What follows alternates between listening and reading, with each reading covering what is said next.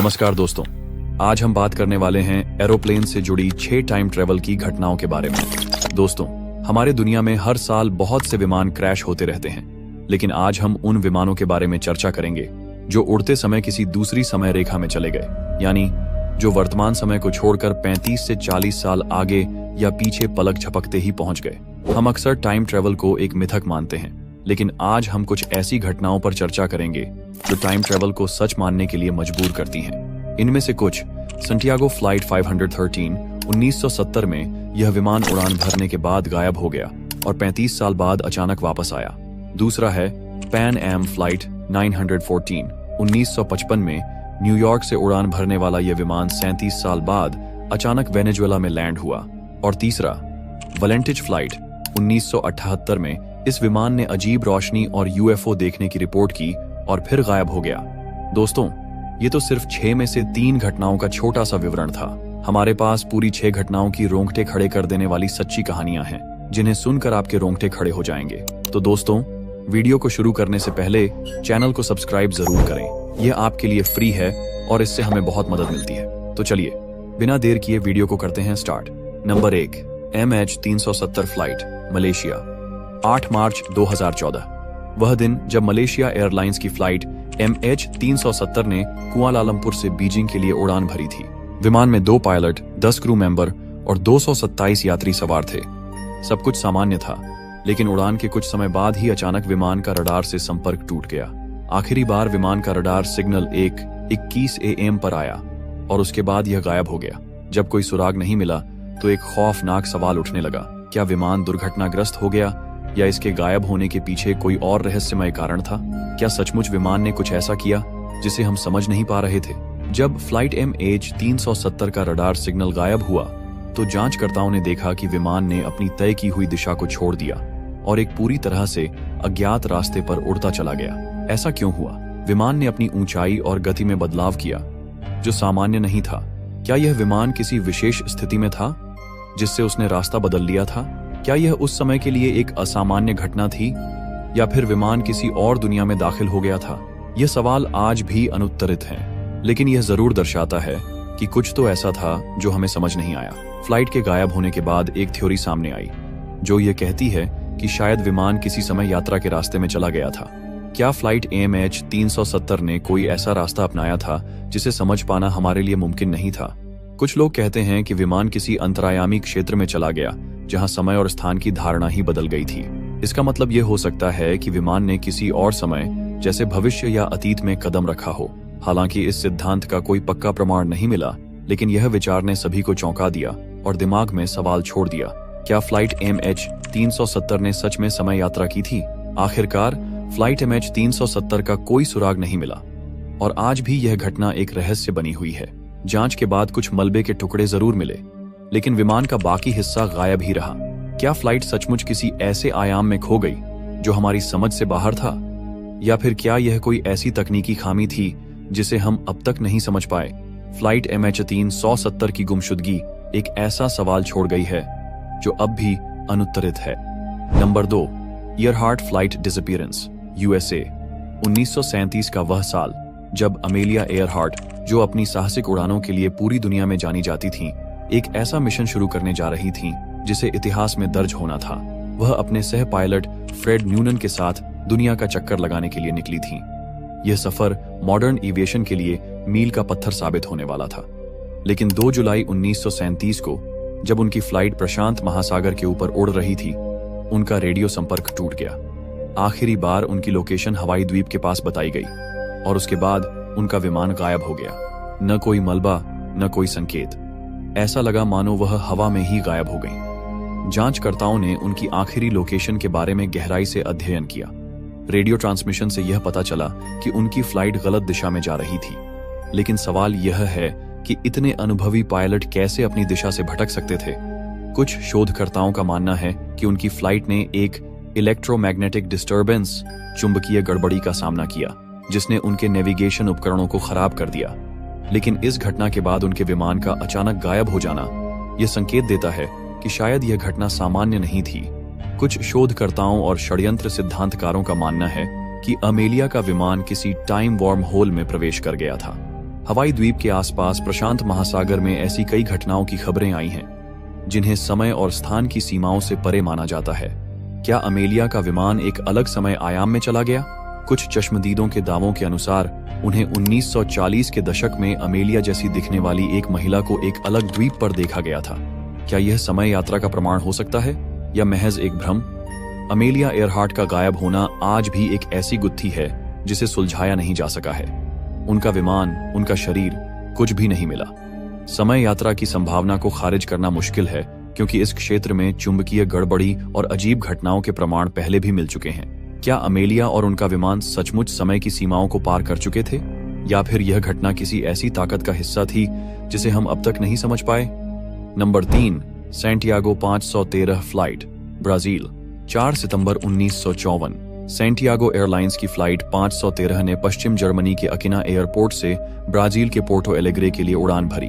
विमान में 92 यात्री और क्रू मेंबर सवार थे। उड़ान भरने के कुछ घंटों बाद अचानक विमान का रडार से संपर्क टूट गया।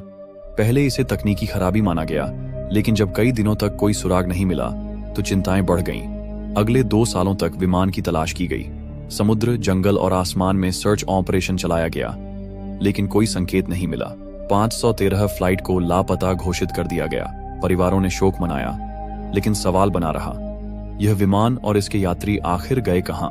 12 अक्टूबर 1989, 35 साल बाद, ब्राजील के पोर्टो एलेग्रे एयरपोर्ट, जो अब बंद हो चुका था, पर कुछ असामान्य हुआ। हवाई अड्डे के कर्मचारियों ने देखा कि रनवे पर अचानक एक पुराना विमान उतर रहा है। यह वही सैंटियागो फ्लाइट 513 थी जो 1954 में लापता हो गई थी। सबसे चौंकाने वाली बात यह थी कि विमान पूरी तरह चालू स्थिति में था। इंजन चालू थे और विमान उतनी ही बेहतरीन स्थिति में दिख रहा था जैसे वह अभी अभी टेक ऑफ किया हो। लेकिन बड़ा सवाल यह था, 35 साल बाद यह विमान कहां से आया और इसे लैंड किसने किया? सुरक्षा दल ने जब विमान का दरवाजा खोला तो अंदर का नजारा किसी डरावनी कहानी जैसा था। विमान के हर यात्री और क्रू मेंबर की जगह केवल कंकाल मौजूद थे। पायलट का कंकाल कॉकपिट में कंट्रोल पर हाथ टिकाए बैठा था, मानो वह विमान को उड़ा रहा हो। लेकिन सबसे अजीब बात यह थी कि विमान की हालत बिल्कुल नई जैसी थी। किसी भी तरह की खराबी या जंग का नामोनिशान नहीं था। सवाल यह था कि अगर विमान के सभी लोग मर चुके थे तो यह कैसे और क्यों 35 साल बाद लौट आया? इस घटना ने वैज्ञानिकों और विशेषज्ञों को उलझन में डाल दिया। कुछ का मानना था कि यह टाइम वर्महोल का मामला है, एक ऐसी जगह जहां समय थम जाता है। उनका दावा था कि फ्लाइट 5013 समय और स्थान के किसी रहस्यमय आयाम में फंस गई थी और 35 साल बाद अचानक बाहर आ गई। लेकिन सवाल यह भी उठता है कि बंद पड़े एयरपोर्ट के रनवे पर यह विमान कैसे लैंड कर गया? क्या इसे किसी अदृश्य शक्ति ने नियंत्रित किया या फिर यह घटना हमारी समझ से परे किसी और शक्ति का प्रमाण है? नंबर 4, वैलेंटिज फ्लाइट, ऑस्ट्रेलिया। यह कहानी है 21 अक्टूबर 1978 की, जब ऑस्ट्रेलिया का एक युवा पायलट फ्रेडरिक वेलेंटिज सेस्ना 162L विमान उड़ाते हुए मेलबर्न से किंग्स आइलैंड के लिए रवाना हुआ। उस दिन शाम का समय था, लगभग 6:19। फ्रेडरिक की यह यात्रा सामान्य थी। वह अनुभव लेने और किंग्स आइलैंड पर लैंडिंग की प्रैक्टिस के लिए जा रहा था।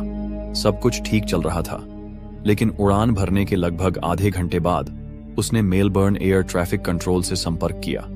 उसकी आवाज में घबराहट थी। उसने बताया कि उसके विमान के ऊपर एक अजीब सी वस्तु मंडरा रही है। वह कह रहा था, यह कोई बड़ा विमान है, लेकिन इसके पंख नहीं हैं और यह मेरे विमान के चारों ओर घूम रहा है।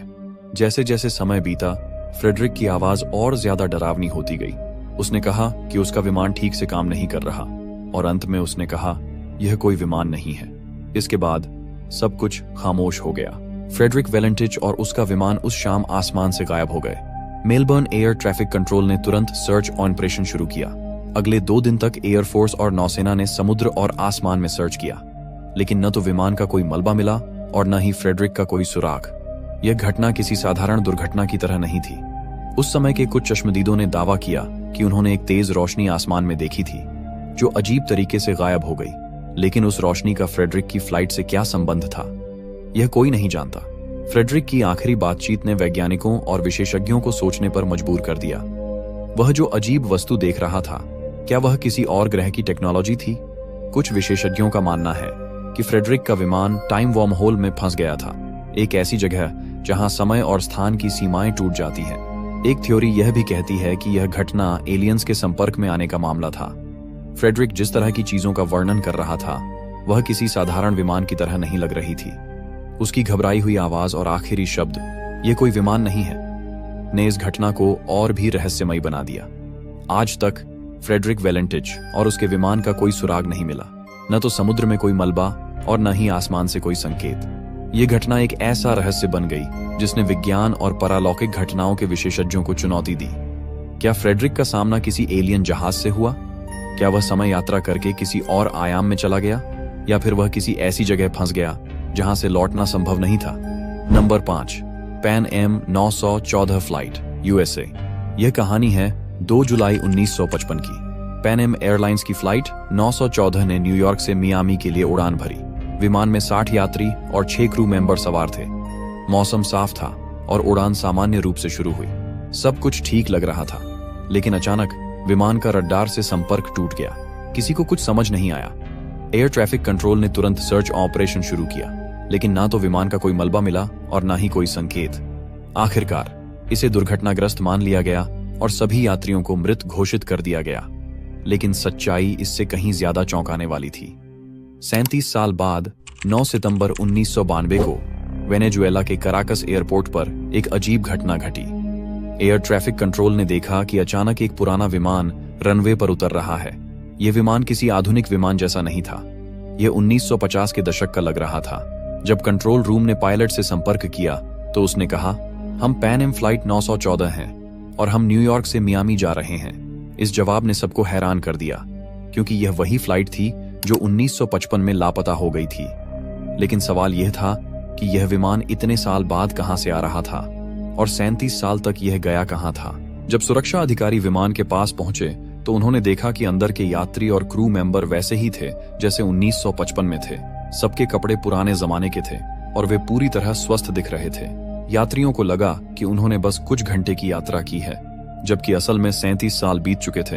अचानक पायलट ने घबराते हुए इंजन स्टार्ट किया और जोर से चिल्लाया, "हम यहां नहीं रुक सकते!"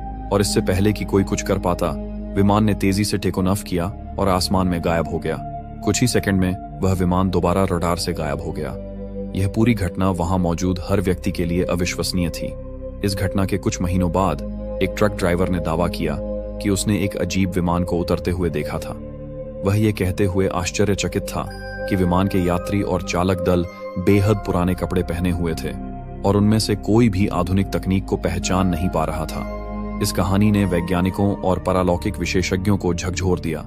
कुछ का मानना था कि यह विमान टाइम वॉर्म होल में फंस गया था, एक ऐसी जगह जहां समय ठहर गया था। Number 6, Helios 522 flight, Greece. 14 अगस्त 2005 को हेलियोस 522 नामक एक यात्री विमान एथेंस, ग्रीस से साइप्रस के लिए उड़ान भरने के लिए तैयार था। इस विमान में कुल 121 लोग सवार थे, जिसमें 115 यात्री और 6 क्रू मेंबर्स शामिल थे। फ्लाइट का उद्देश्य था साइप्रस के लारनाका एयरपोर्ट तक यात्रियों को सुरक्षित रूप से पहुंचाना। विमान का मुख्य पायलट और सह पायलट इस उड़ान के लिए पूरी तरह से तैयार थे और सब कुछ सामान्य रूप से चल रहा था। लेकिन कोई नहीं जानता था कि यह सामान्य उड़ान एक रहस्यमय और दिल दहला देने वाले हादसे में बदलने वाली थी। विमान कुछ समय बाद अपनी निर्धारित ऊंचाई तक पहुंच चुका था जब अचानक एयर ट्रैफिक कंट्रोल से संपर्क टूट गया। विमान ने बिना किसी चेतावनी के अपनी सामान्य दिशा बदल ली और अनियंत्रित हो गया। कंट्रोल रूम में चिंता बढ़ गई क्योंकि विमान से कोई भी जवाब नहीं आ रहा था। फिर पता चला कि विमान का ऑक्सीजन सिस्टम काम करना बंद कर चुका था। इसके कारण विमान में मौजूद सभी लोग, चाहे वे पायलट हों या यात्री, धीरे धीरे बेहोश हो गए थे। ये सब एक अजीब और खौफनाक स्थिति में बदल गया था। स्थिति और गंभीर होते हुए एयर ट्रैफिक कंट्रोल ने तुरंत 2 लड़ाकू विमानों को हेलियोस 522 के साथ भेजने का आदेश दिया ताकि वे विमान की स्थिति का जायजा ले सकें और किसी भी तरह से यात्रियों की मदद कर सकें। जब ये लड़ाकू विमान हेलियोस 522 के पास पहुंचे तो उनके पायलटों ने जो देखा वह दिल दहला देने वाला था। विमान के अंदर सभी लोग बेहोश पड़े हुए थे। एक व्यक्ति जो कभी भी विमान को संभालने के लिए कॉकपिट में घुसने में सफल हुआ, उसने विमान को नियंत्रित करने की पूरी कोशिश की। वह व्यक्ति जानता था कि विमान में सभी लोग बेहोश हो चुके थे, फिर भी उसने विमान को संभालने की कोशिश की। लड़ाकू विमानों के पायलट भी यह सब देख रहे थे, लेकिन इस व्यक्ति की मदद करने के लिए वे कुछ नहीं कर सके। अंत में 3 घंटे तक विमान ने